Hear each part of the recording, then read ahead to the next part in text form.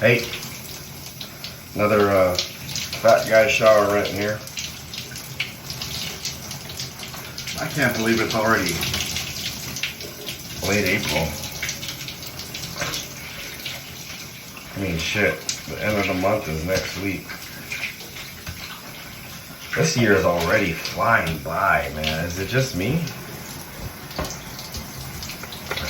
Anyways, to kind of pick up where I left off yesterday, just because I remember, I had taken my family to the zoo for my daughter's 3rd birthday, and if I remember correctly, I left off when after the zoo, I was getting frustrated because I hadn't eaten anything, and my stepdad was pissing me off, being a little controlling, and I was trying to make sure we were able to get through the zoo with my daughter. You know, she's only 3, so she needs to take a nap, and within her window of opportunity, you know, before she started getting tired and needing to take a nap, and we had to leave. So with all that, you know, I felt like I was the only one thinking about any of that, and it kind of just set me off. And so after the zoo, we all were gonna go out to eat and head home. Let my daughter open up some presents. So we try to go to this restaurant, and I mean, we're in the middle of downtown Santa Barbara. I didn't know this area at all, but fuck is it like, to me it's one of those pretentious ass places. Like it's so dependent on tourism and people coming and, you know, walking around and whatever, but there's nowhere to fucking park, like, at all. There was literally 2 like regular ass parking lots, public parking lots. There was no parking at any of the restaurants. At none on the street. No, I found parking for my parents because they could use their handicap, and then I'm like, the parking spot that I was gonna take got taken. So it was just a bad fucking day, dude, for me. For me. My daughter had a great fucking time. Didn't even realize Dad was upset. You know, which is as it should be. Or at least I didn't think she noticed I was upset. So, you know, we're at dinner, that's where it kind of blew up. I was pissed at the place we ended up having to go to, because we were going to go to this one restaurant. We couldn't get there because there was no parking. So we did find parking, but because my mom's so fucking mobility limited, and she shouldn't be. She's in her fucking mid-60s. She acts like she's like 80 and fucking housebound.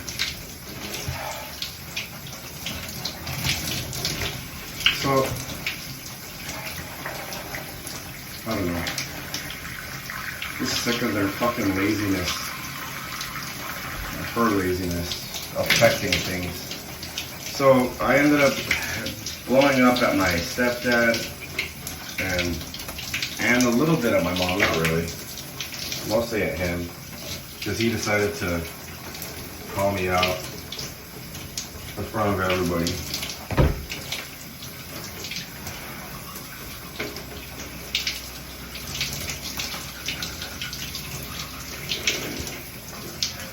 So all that fucking happened, and we all just left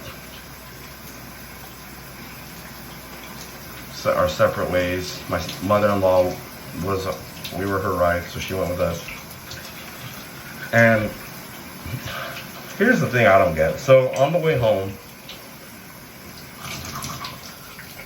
my daughter's tired. She's whining for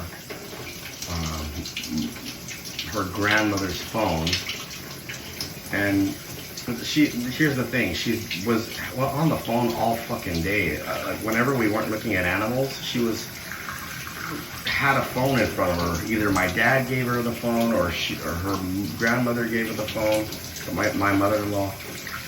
And I'm just like, dude, like,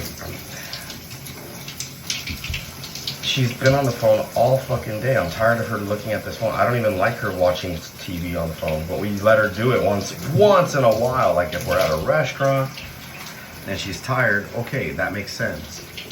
But not just because, you know, she's a kid and she's running around and we don't want her to run around. We want to control her. No, I fucking hate that. Which is what my boomer parents were doing. And my dad's giving her the phone so she'll sit there because he doesn't want to run around after her or with her. Wants her to sit down. So that's part of the controlling factor. And you know, so when we're there, she's watching the phone, or my mother-in-law gives her the phone. She's been watching it the whole ride home. And then it's like, no more phone, you know, let's take it away. And my daughter starts crying, obviously. No, I want the phone, I want the phone. And I'm like, no more phone, no more phone. And then like, for whatever reason, the mother-in-law starts like, she didn't defy me. She just like questioned me, like, oh, well, it's fine. She's tired. Let her watch it. I'm like, no, she's been on it all day. I don't want her to become retarded because she's just watching this shit all the time. And for the last like 2 weeks, she's either been at my parents' house or her house. That's a whole nother thing, you know, like why? Her family were in town and it was her birthday, so she wanted the grandkids around and stuff. God knows how long she was on the phone there, you know, between both of them, my parents and my wife's parents. So I was done with her being on the phone. And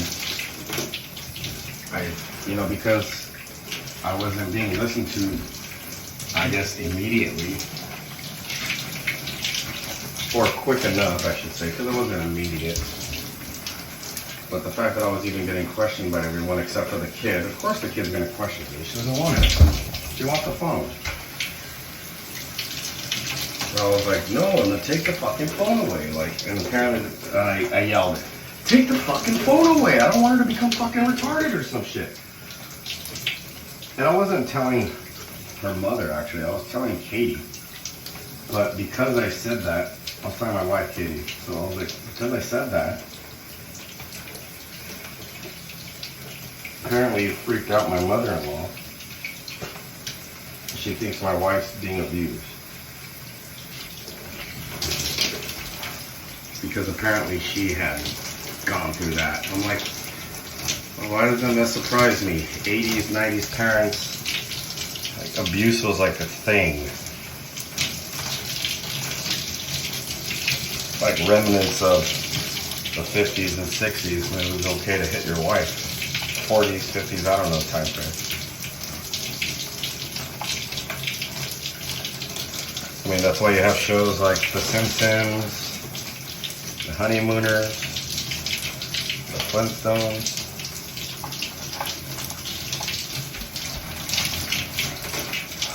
Abuse was acceptable, and you know, obviously it got less and less and less and less acceptable to where it is today, where it's intolerable, as it should be. You know, and I get the concern, but so this is what bothers me. Is on the next day, or well, that was all on Saturday. On Monday, my wife goes into the office. She mostly works from home, but 2 days out of the week she goes in. And on Mondays, her mom watches our 6-month-old, 7-month-old. And instead of us paying for like a daycare or babysitter, she watches her on Mondays.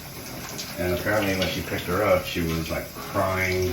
I don't know how badly, but all concerned that my wife and kids were in danger of me, because she had experienced that with my wife's father at a young age. I'm like,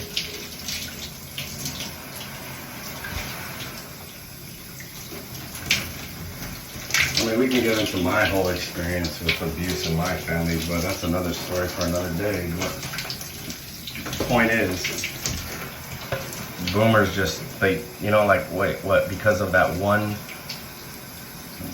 angered reaction, you're gonna assume, like, after years of knowing me, assume that I'm like doing this behind closed doors?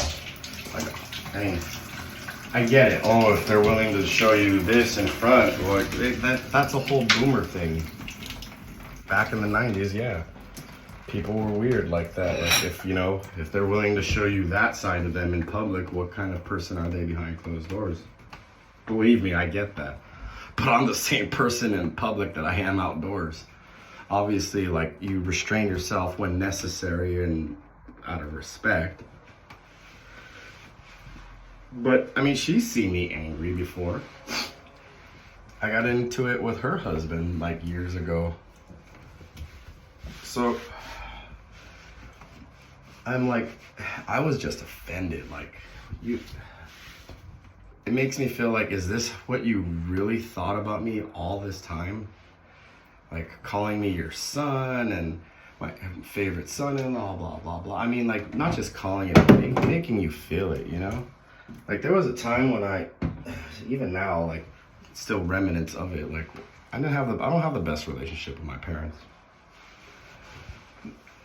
So when I met my wife and we started, getting real serious, she basically adopted me as far as I'm concerned. So, it made me feel very welcome to the family. Fast forward to now, and I'm like, I get it. Believe me, I get it. She's concerned, just wants to make sure, but I've told her things that oh, I punched a hole in the wall and I was angry. I confide in her, and I feel like that was being used against me.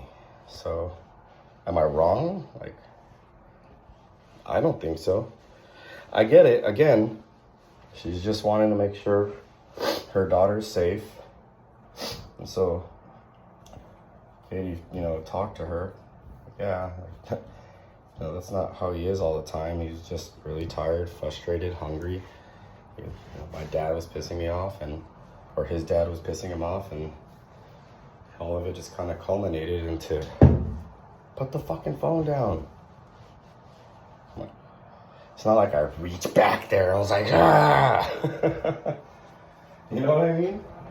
It's not like I was swerving or like pulling over and like getting out of the car and acting. I was just like, after telling 3 times to take the phone away, yeah, I blew up. I was at my limit.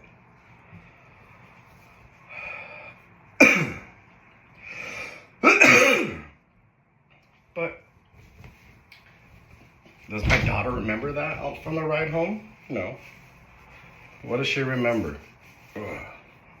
I even asked her, do you remember Daddy saying no phone? She's like, yeah, no phone.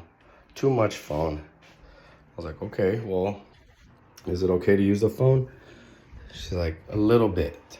I was like, I mean, she gets it. It's not like I've drilled that into her at all. Believe me, at all.